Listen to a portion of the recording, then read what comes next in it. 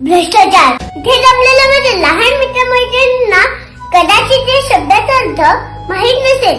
म्हणजे मला सुद्धा नाही माहिती, कारण मी सुद्धा लहानच आहे. पण बाबा बोलतात भ्रष्टाचाराने देश पोखरात चाललाय.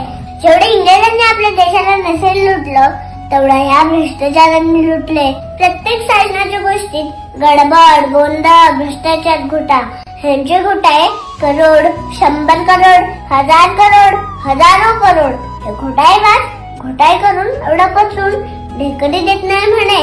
जेवढी आपली लोकसंख्या आहे आणि जेवढी आपण सगळ्या गोष्टी टॅक्स भरतो, हे पाहून आपण जगातले महासत्ता कधीच बनायला हवं होतं. पण या घोटाळेबाजांमुळे आपल्या देशाचं अतोनात नुकसान होत चाललंय.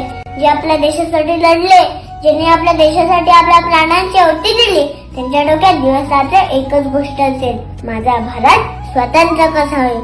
आणि या घोटाळेबाजांच्या डोक्यात दिवस रात्र एकच गोष्ट असेल, आपल्या सदृढ भारताला लुटून कुपोषित कसं केलं जाईल. आणि हे सगळं ते आरामात करू शकतात, कारण त्यांना माहित आहे भारतातील भोळी भाबडी जनता गांधीजींच्या 3 माकडांप्रमाणे आहे.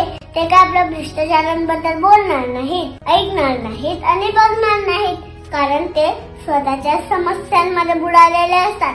बरेच लोक देशाला सामान्य जनतेला लुटून परदेशात सेटल होतात. ह्या भ्रष्टाचाराबद्दल बाबा थोडे शिकवत असतात, पण मला तर जास्त काही कळत नाही, कारण मी तर लहानच आहे ना. पण प्रश्न जर भारताला कमकुवत करण्याचा असेल तर भ्रष्टाचार बघू नका, असला तब्बर ऐकू नका, प्राण्यांबद्दल बोलू नका. असलं माकड बनून जगायला मला चालणार नाही. माझ्यासाठी राष्ट्र प्रथम, राष्ट्र सर्वोत्तम. मी या व्यवस्थेविरुद्ध नक्की लढेल. धन्यवाद. माफ करा, मी तुम्हाला सुरुवातीला स्वातंत्र्य दिनाच्या शुभेच्छा दिल्या नाही. सर्वांना स्वातंत्र्य दिनाच्या खूप खूप शुभेच्छा. जय जवान, जय किसान, जय हिंद, जय महाराष्ट्र. बोला भारत.